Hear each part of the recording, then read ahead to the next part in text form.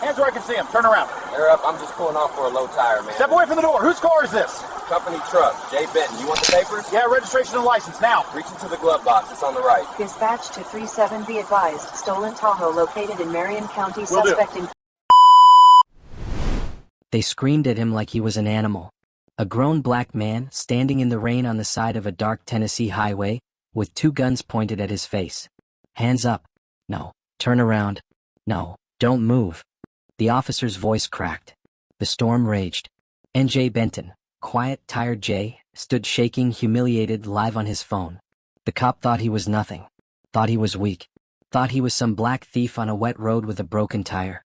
But what Officer Calvin Dwyer didn't know, what he couldn't even imagine, was that this same nobody he was screaming at was one call away from shaking the whole county to its knees. Before we dive deeper into this crazy true-to-life story, hit subscribe and drop a comment telling us where you're watching from. Your support keeps stories like this alive. I said don't move. Officer Dwyer's voice blasted across the empty highway like thunder. Rain hammered the guardrails.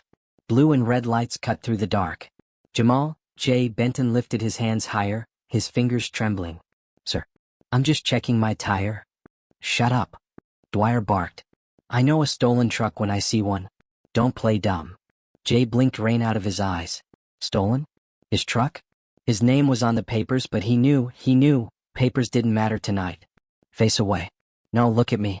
No, turn back around. Hands up. Higher. Don't flinch. Every order fought the last. Jay couldn't tell which move would get him hurt or killed. Traffic hissed by, but no one stopped. No one ever stopped. Jay Benton didn't look like any kind of threat.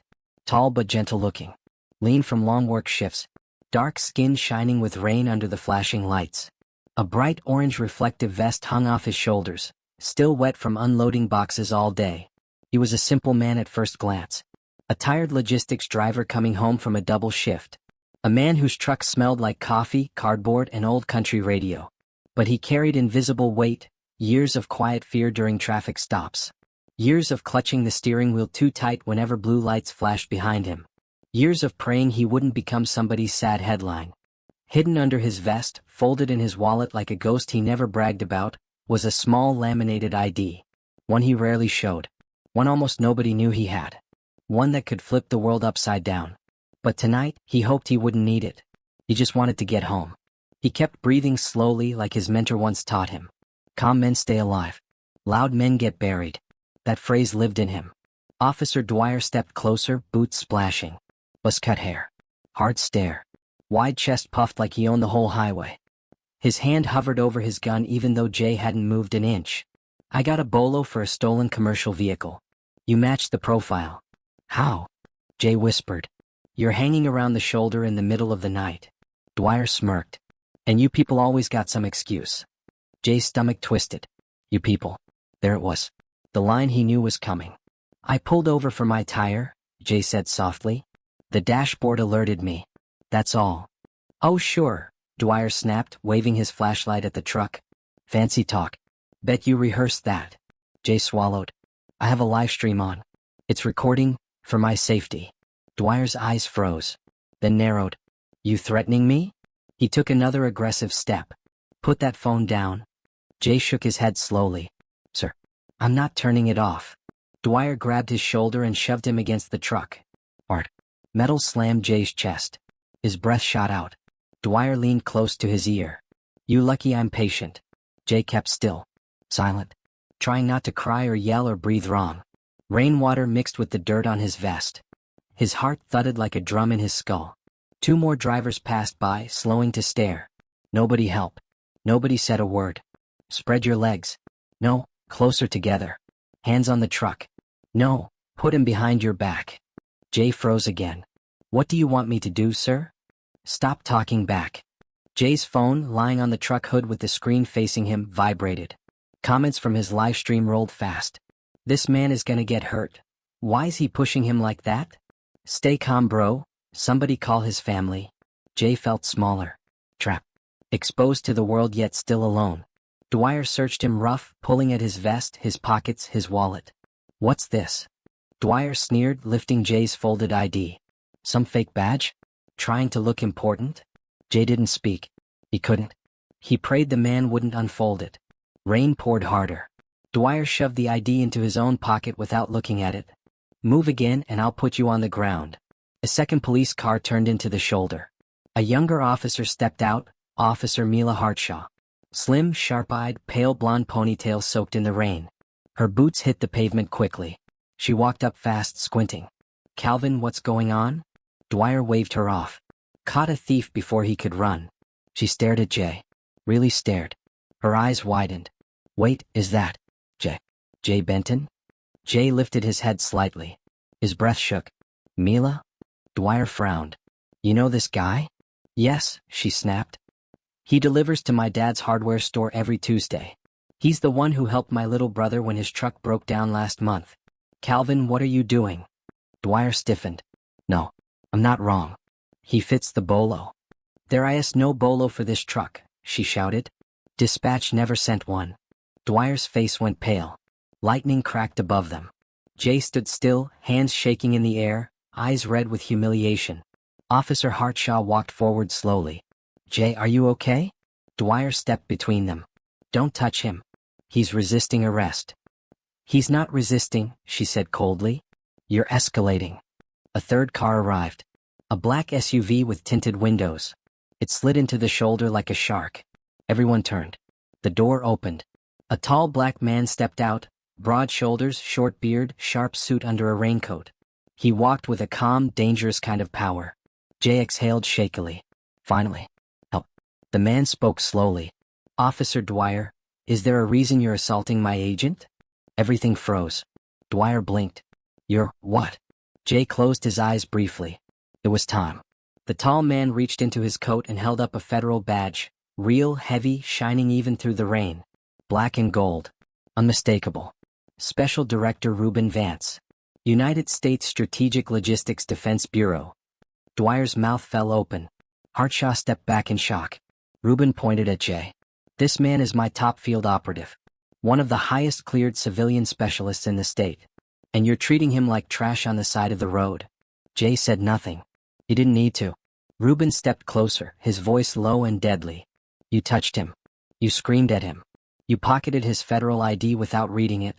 You racially profiled an armed forces logistics asset on active clearance. Dwyer swallowed. What do you mean specialist? He's just. Reuben boomed. His voice echoed against the highway. You think because he dresses simple, works long shifts and stays quiet, he's nobody? Hartshaw's jaw dropped. Jay's live stream blew up. Reuben turned to Hartshaw. Officer Hartshaw. You are now senior scene commander. Remove Officer Dwyer from duty. Effective immediately. Hartshaw nodded fast. Yes, sir. What? Dwyer stepped back in panic. You can't, this is insane. I was doing my job. Your job. Reuben growled. Your job is to protect people, not terrorize them. Hartshaw took Dwyer's gun and badge with shaking hands. Dwyer's face collapsed. Red. What? Lost. You're making a mistake, he whispered. No, Reuben said. You did. Jay finally lowered his hands. Very slowly. He rubbed his wrists where Dwyer had grabbed him. The rain eased. The air felt lighter. Hartshaw walked to Jay gently. Jay. I'm so sorry. Jay didn't look at her. He stared at the wet ground, breathing slow, trying not to break in front of strangers. Reuben stepped beside him. You okay, son? Jay nodded once. Yeah. Just tired. Reuben placed a firm hand on his shoulder. You handled this with dignity. More dignity than they gave you. The live stream comments exploded with relief, anger, pride, tears. Cars passing by slowed, witnesses whispering, staring, phones out. A few people shouted, Hang in there, brother. Stay strong. Do not let this slide. But Jay didn't shout. Didn't swear. Didn't explode. He just breathed. Alive.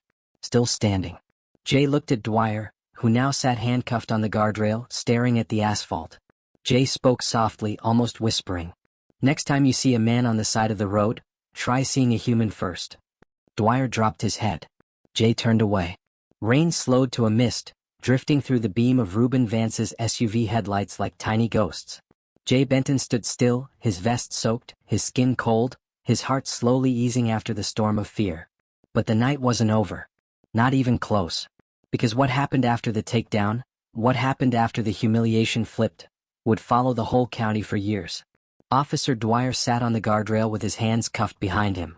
His breathing was fast, like he himself had been attacked.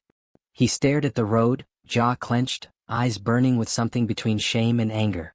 Officer Hartshaw stood a few feet away, staring at him, confused, embarrassed, hurt that she hadn't stepped in sooner. Her voice finally cracked through the quiet. "Calvin, what were you thinking?" He said nothing. Jay leaned against his truck. Exhaustion wrapped around his body like a heavy blanket. He didn't want revenge. He didn't want drama. He only wanted peace. But peace would have to wait. Reuben looked at him. "Jay, I need you to sit a minute. You've been through hell." Jay nodded but didn't sit. He felt if he sat, his legs might not stand again for a long while. His live stream was still rolling. Hundreds of comments scrolled by. "This is sickening. We're with you, Jay. Make sure you save this video. File charges." Jay tapped the screen and ended the stream. He didn't want to be a show. Not anymore. He wiped his face with both hands. Rain or tears? He couldn't tell which. A large county patrol SUV arrived. Inside sat Captain Emery Rowland, a weathered white man in his 50s with deep lines on his cheeks and tired, disappointed eyes. He stepped out slowly, not even blinking at the rain. "All right," he grumbled. "Someone tell me why I'm getting calls from half the county saying my officer is live-streamed manhandling a federal asset on the side of Route 14. Hartshaw answered first. "Sir." Dwyer escalated a stop that wasn't supposed to be a stop. Rowland stared at Dwyer. "You got anything to say for yourself?" Dwyer finally spoke, his voice small, breaking. He matched the bolo. Looked suspicious. Was standing outside a truck. It was dark. "I thought." Rowland cut him off. "You thought wrong." Dwyer swallowed. "He was recording me. He kept asking questions. He wasn't obeying." "You grabbed his ID and never read it?" Rowland snapped. "You shoved a harmless man. You screamed orders that made no sense. You detained him without cause." Dwyer blinked fast, fighting emotion. He scared me." That made Jay stiffen. Scared? He had been the one begging for his life with his hands up. He had been the one shoved around like a bag of grain. He had been the one with guns drawn in his face. Yet somehow the scared one was the man holding the weapons. Jay looked down at the pavement, feeling old pain swell. Reuben stepped closer to Rowland. "Captain, I'll be requesting full review, internal affairs and federal-level reporting." Dwyer jerked his head up. "Sir, please?" Reuben didn't even look at him. "This isn't anger," he said calmly. "This is accountability." As they talked, Jay's mind wandered back to a memory he rarely visited. 2 years earlier. A warehouse explosion overseas. One most people never heard about. A top-secret mission to extract sensitive materials under impossible conditions. A firestorm of collapsing steel and broken alarms. Jay had been the one who stayed behind when everyone else escaped. He'd lifted a trapped Marine out from under a fallen beam. He'd carried another man 2 miles across desert ground while bleeding from a deep cut in his leg. When the men refused to leave without him, he shouted, "Move. I will catch up." He always stayed calm. Always quiet. Always brave. The medal he earned for that mission sat in a drawer back home, gathering dust. He didn't show it off. He didn't brag. Because heroes didn't brag. They just survived. Captain Rowland turned to Jay. "Mr. Benton, I am deeply sorry for what happened tonight. You have every right to file charges, complaint forms, anything you need." Jay shook his head slowly. "I don't want to ruin a man's life," he whispered. Rowland sighed. "You didn't?" "He did that himself." Dwyer flinched like he'd been slapped. Jay looked at him. The man who had shouted, "Push, soon," feared him for no reason except his skin. Jay took a slow breath. "Why'd you treat me like that?" Jay asked quietly. Dwyer lifted his eyes. "Red. What? Broken." "I don't know," he whispered. "I guess. I saw your truck, saw you out here, and I don't know. I just reacted." "Reacted to what?" Jay asked softly. Dwyer didn't answer. Because they both knew. The answer was injustice. The answer was fear. The answer was bias baked so deep inside him he didn't realize it until it exploded. And the truth stung. Hard. More cars slowed. A small crowd formed at the edge of the shoulder. Neighbors, late-night drivers, truckers who turned back around. News traveled fast in small towns, especially on live streams. Whispers circled. "That's the man from the video. That's the officer who slammed him. That's the federal guy. Oh Lord." The eyes of a whole community fell on Dwyer. Not with anger. but with disappointment, embarrassment, judgment he couldn't escape. It was the kind of shame that stuck to the soul. He lowered his head and cried quietly. Silent tears. The kind men hide when they think nobody sees. But they saw. Everyone saw. Instant karma. Roland approached Jay again. We can escort you home. We can take statements now. Whatever you need. But Ruben stepped up first. Jay, listen to me carefully. What do you want done? We follow your call. Jay looked at Dwyer, then at the rain, then at their faces. He thought of old wounds, old fears, old moments when he'd been pulled over, asked strange questions, judged before he ever spoke. He thought of tonight, not the humiliation, but the flip, the truth, the power, the support. Finally he said, I don't want him locked up. Not tonight. He exhaled deeply. I just want him off the roads until he learns how to treat people right. Ruben nodded slowly. Roland nodded too. That's fair. Officer Dwyer, you're suspended. Immediately. Badge and weapon gone. Mandatory training. Full investigation. Dwyer nodded silently, tears mixing with rain. Jay walked closer to him, no anger in his steps. Just gravity. And he said one quiet sentence.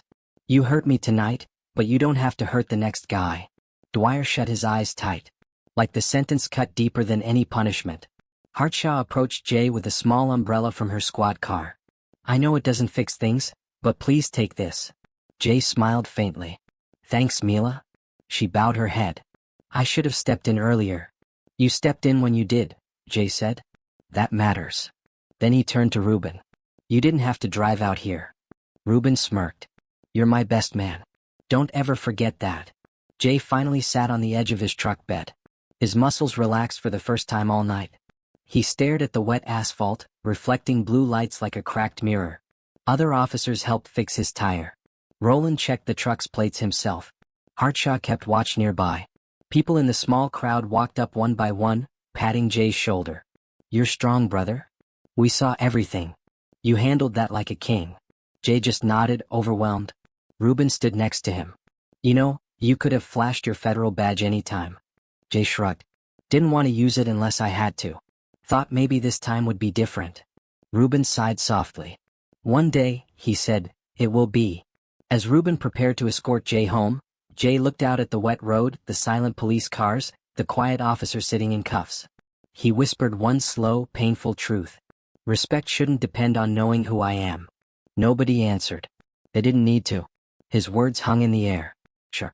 True. Heavy enough to change hearts. If you felt this story, hit subscribe and tell us in the comments. Do you think Officer Dwyer deserves a second chance, or should he lose his badge forever? Your voice matters.